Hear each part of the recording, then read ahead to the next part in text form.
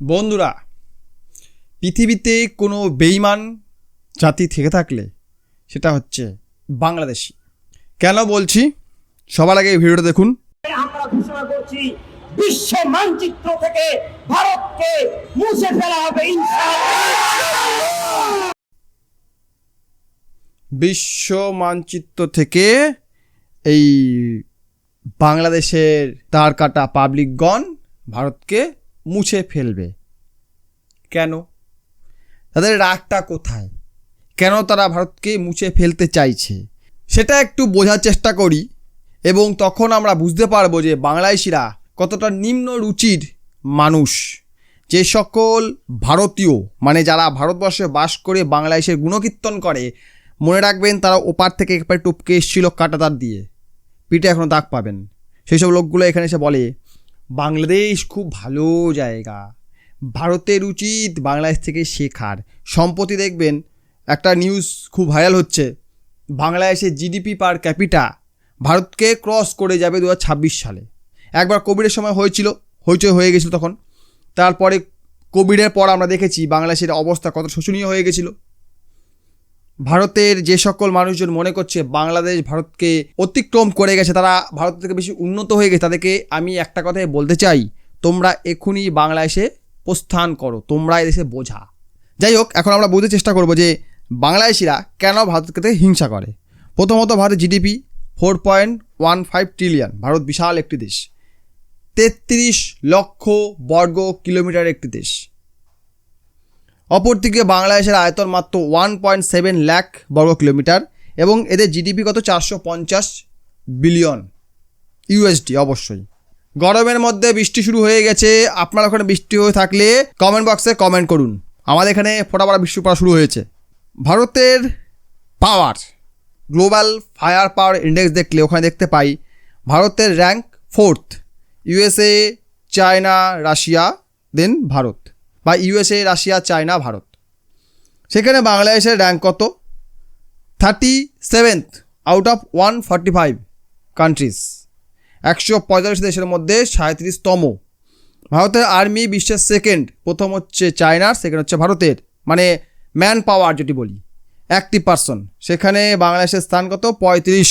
আচ্ছা, ভারতের কাছে কিন্তু নিউক্লিয়ার বোমা আছে। বর্তমানের সবচেয়ে বড় ভয় যেটা নিউক্লিয়ার ওয়েপেন, বাংলাদেশের কাছে কিন্তু সেটা নেই।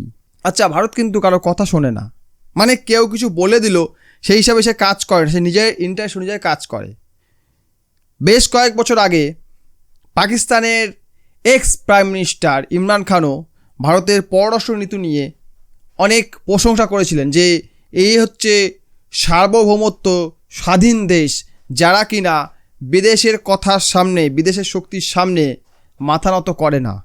অপরদিকে বাংলাদেশ, যারা ভারত, চীন, আমেরিকা কথা অনুযায়ী চলতে বাধ্য, মানে ওই হিসাবেই তারা চলে, ওই হিসাবে তাদের স্ট্র্যাটেজি ঠিক করে, তাদের কথা অনুযায়ী তারা তাদের বিদেশ নীতি ঠিক করে। আচ্ছা, সম্প্রতি ইরানের সঙ্গে যুদ্ধ চলছে আমেরিকার, ইসরায়েলের, এর ফলে হরমুজ ব্লক হয়ে আছে। এর মধ্যেও কিন্তু Bharat Russia, Iran, Venezuela, America সবার থেকে তেল কিনে বেড়াচ্ছে। আমেরিকা ভারতকে 1 মাসের ডেডলাইন দিয়েছিল, বলছিল এর বেশি তুমি তেল কিনতে পারবে না। ভারত বলছে আমার প্রয়োজন হলে আমি কিনবো, আমি তেল কিনতে পারবো কি পারবো তুমি বলার কে। অপরদিকে বাংলাদেশ কী করছে? আমেরিকার সামনে হাত জোড় করে গিয়ে বলছে, বাবু আমরা কি তেল কিনতে পারি, বাবু আমরা কি তেল কিনবো, আমাদের এখানে অবস্থা খারাপ। তখন আমেরিকা কি বলছে? তেল কিনে নিয়ে কি করবি, শোধন তো করতে পারবি না। বলছে বাবু ভারতের তেল শোধনাগার দিয়ে শোধন করে নেবো, কিন্তু আমাদের তেল কেনার অনুমতিটা দেন, অনুমতিটা আমাদের দেন, আমরা তেল কিনি। আমেরিকা বলছে শালা আমি এখন যুদ্ধ নিয়ে বাঁচবি, ভাগ এখান থেকে পরে কথা বলবো। বাংলাদেশ চুপচাপ বসে আছে। অপরদিকে ভারতে কী হচ্ছে? তেলের পর তেল, জাহাজে পর জাহাজ এসে যাচ্ছে। ভারত বাংলাদেশকে, শ্রীলঙ্কাকে, মালদ্বীপকে তেল সাপ্লাই করে দিচ্ছে, ইউরোপকে তেল সাপ্লাই করছে, পরিশোধিত তেল সাপ্লাই করে বেড়াচ্ছে। ভারতের মধ্যে কোনো এনার্জি ক্রাইসিস নেই, অপরদিকে বাংলাদেশের এনার্জি ক্রাইসিস। তেলের পাম্পে তেল নেই, লম্বা লাইন। ভারতের মধ্যে কোনো লোডশেডিং নেই, বাংলাদেশের দিনে মাত্র 10 থেকে 12 ঘন্টাও কারেন্ট থাকছে না, মানে 13 থেকে 14 ঘন্টা বাংলাদেশের লোডশেডিং চলছে। তারপরে আদানির গোড্ডা পাওয়ার স্টেশনে নাকি কোন যান্ত্রিক ত্রুটির জন্য হাফ সাপ্লাই করে 1600 মেগাওয়াটের জায়গায় 800 মেগাওয়াট সাপ্লাই দিচ্ছে, যার ফলে বাংলাদেশের অবস্থা আরও খারাপ হয়ে গিয়েছে। ভারত খাদ্যে আত্মনির্ভর, ভারত বাইরে থেকে কোনো খাবার দাবার কেনে না, টুকটাক প্রয়োজন হলে কেনে, নাহলে কেনে না। অপরদিকে বাংলাদেশ হলো বিশ্বের 7ম খাদ্য আমদানিকারক দেশ।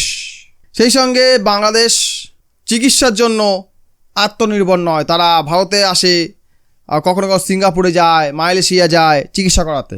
অপরদিকে ভারতে পর্যাপ্ত ডাক্তার রয়েছে, ভারত হচ্ছে বিশ্বের ফার্মেসি, সবচেয়ে বেশি ওষুধ এবং ভ্যাকসিন তৈরি করে। সেই সঙ্গে বাংলাদেশ থেকে বহু ধার কাটা পাবলিক এখানে আসে চিকিৎসা করতে। ভারতকে সকলে বন্ধু বানাতে চায়, ভারতের সঙ্গে প্রত্যেকে ব্যবসা করতে চায়, ভারতের বাজারের অ্যাক্সেস পেতে চায় সমস্ত বিদেশি কোম্পানি, কখনো নিউজিল্যান্ড, কখনো অস্ট্রেলিয়া, কখনো ইংল্যান্ড, কখনো জার্মানি, কখনো রাশিয়া, কখনো চায়না, কখনো আমেরিকা, কখনো ইউরোপিয়ান ইউনিয়ন। প্রত্যেকে ভারতের সঙ্গে ফ্রি ট্রেড এগ্রিমেন্ট করছে যাতে কোনো বাধা না থাকে, ভারতের বাজারে তারা অনায়াসে জিনিসপত্র বিক্রি করতে পারে। অপরদিকে বাংলাদেশের কী অবস্থা? বাংলাদেশ থেকে বিদেশি বিনিয়োগ যেটুকু ছিল বেরিয়ে যাচ্ছে। তেল সংকটের জন্য, রাজনৈতিক অস্থিরতার জন্য বাংলাদেশ থেকে জামা কাপড়ের অর্ডারগুলো ভারতে শিফট হয়ে যাচ্ছে, বাংলাদেশ থেকে অর্ডার সরে যাচ্ছে। এত কারণ রয়েছে ভারতকে হিংসা করার। হিংসা করে বলেই এরা এই ধরনের কথাবার্তা বলে, ভারতকে আমরা টুকরো করে দেব। ভারতকে টুকরো করার কথা এই কারণে বলে। এবারে নিশ্চয়ই বুঝতে পারছেন বাংলাদেশ কতটা নির্লজ্জ, কতটা নেমখারাম, কতটা বেইমান জাতি। আমি একটা কথাই বলতে চাই সেই সকল কাংলোদের উদ্দেশ্যে যারা ভারতকে টুকরো করার কথা শুনে আনন্দে নাচানাচি করে, চেঁচামেচি করে। দিবা স্বপ্ন দেখা ভালো, কারণ দিবা স্বপ্ন দেখলে তাদের পাগল হওয়া যায়। ভিডিও লাইক করুন, কমেন্ট করুন, বন্ধুদের সঙ্গে শেয়ার করুন, আমার চ্যানেলের জন্য সাবস্ক্রাইব অবশ্যই করুন। আপনার এলাকার তাপমাত্রা কত কমেন্ট বক্সে অবশ্যই জানিয়ে যাবেন। ভাই প্রচণ্ড গরম পড়ছে, একটা সেকেন্ড ফ্যান ছাড়া থাকা যাচ্ছে না, আর ফ্যান চালালে শরীর খারাপ হয়ে যাচ্ছে। আর ভিডিও করতে বসলে ঝরঝর করে ঘামছি, সেই কারণে ভিডিও আমি কম করছি। গরমের মধ্যে ভিডিও আমি কম বানাচ্ছি, ওই জন্য চেষ্টা করছি যতটা সম্ভব ভিডিও দেওয়ার। গরমের জন্য একটু ডিস্টার্ব হচ্ছে, দয়া করে ক্ষমা করবেন। চেষ্টা করব সঠিক সময় সঠিক ভিডিও দেওয়ার জন্য। ভিডিও দেখার জন্য অসংখ্য ধন্যবাদ।